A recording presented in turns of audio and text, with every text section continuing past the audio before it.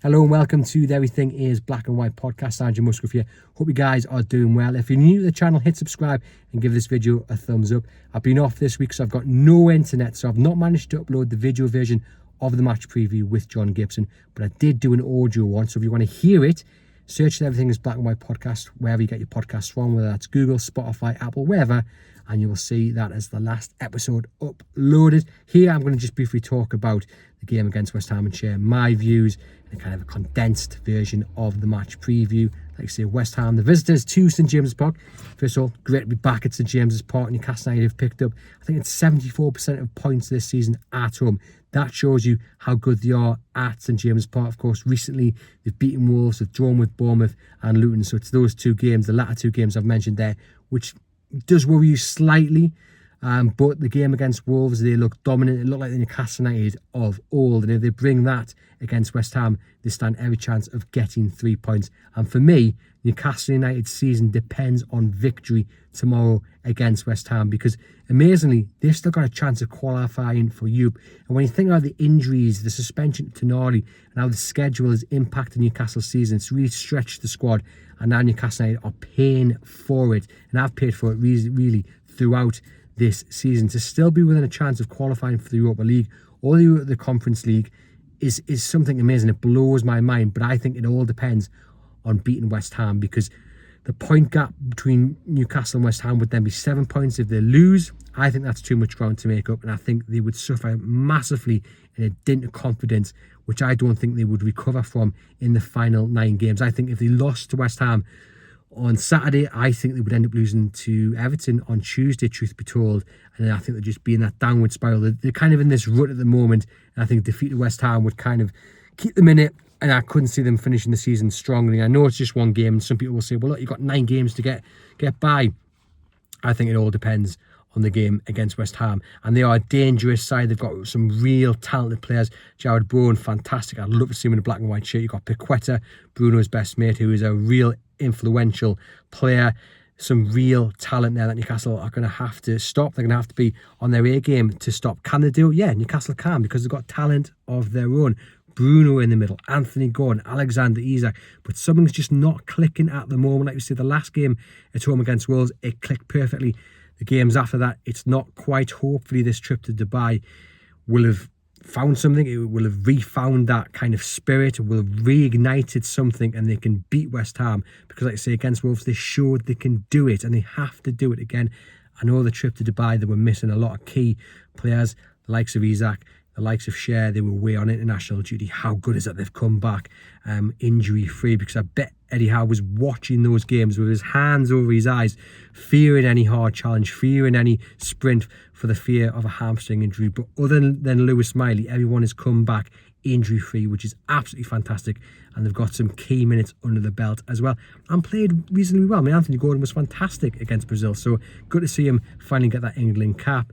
And Eddie Howe, like I say, will be pleased that his squad is relatively injury-free, because he's going to be relying on those players. I mean, Anthony Gordon is the key man.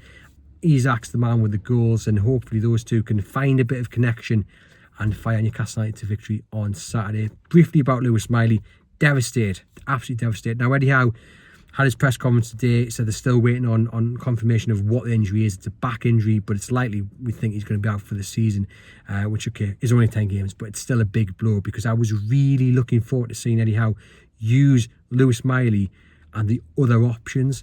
He's gone on record to say he didn't really want to use him as much as he has done. He would have liked to have rested him more. He's not had the opportunity. You know, it's been a tough introduction at the Premier League for Lewis Miley, 17 years of age. He's not looked out of place, has he? He's looked absolutely brilliant at times, being the outstanding player when things have really not been going well. And he's going to have a big future ahead of him. I think Eddie Howe would like to have eased him in, would like to have not used him as much. And given that he's got Joe Willock and Ellie Anderson back, he would have had the option to do that in the remaining 10 games of the season. You know, you could have played him for an hour, brought him off. You could have played others for an hour and brought him on.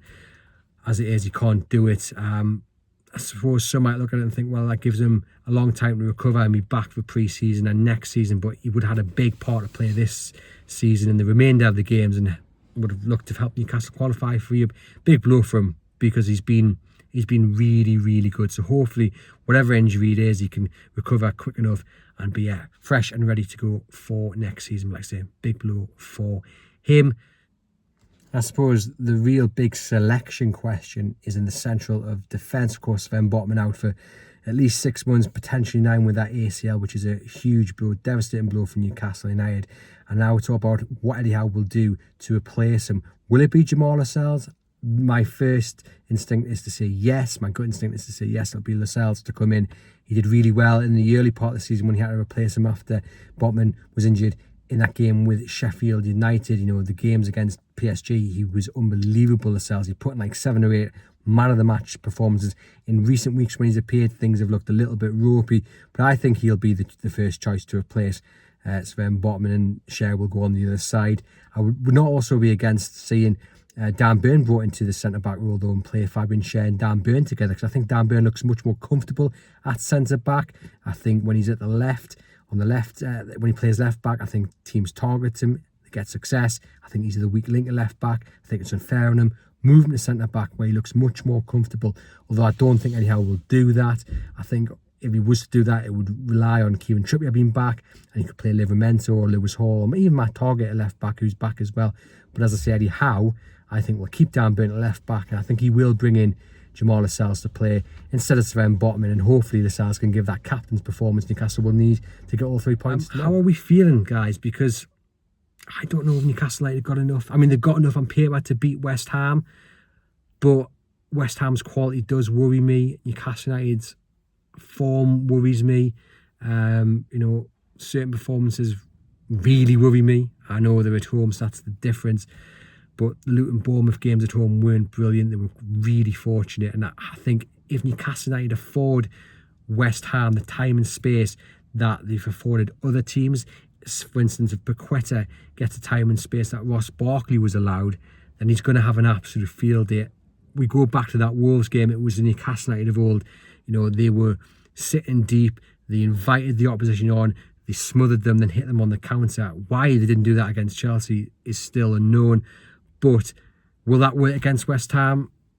Possibly. You know, I think West Ham are quite good on the transition, though. It's going to be a good game. I think it's going to be a good game for the neutral. But like I say, it's a massive game, isn't it? A real massive game. And I wonder if in the dressing room, you know, is that the message? That this is like a huge game. If we want you, we have to kind of win this. I don't know. Or I suppose Eddie Howe's message would probably be, it's one game at a time. That, you know, the biggest game is the next game. But really, if Newcastle lose this, Europe's going to be a real difficult achievement to get this season. It's going to be interesting as well how you guys are feeling. If you're going to St James's Park, if you're on the terraces, you know, are you, because the season obviously has been a bit underwhelming. It's not gone as anyone had hoped. We've seen some fantastic games. We've seen some fantastic performances, especially in the Champions League. That game against PSG will live long in the memory. You know, gone quite far in the cups. Obviously not far as we would want. But I would be intrigued to know how you guys are feeling. You know, are you feeling this is the biggest game? Are you nervous about this game? If Newcastle United lose, is that season over? How are you feeling?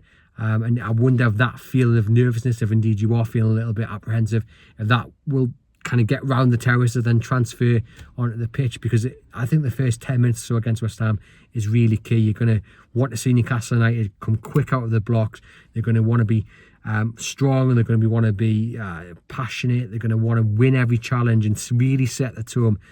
Eddie Howe today in his press conference said we will attack in the way we know we can win. And they, you know, when they do attack together, when they do the high press, it works really well. We just haven't seen enough of it this season.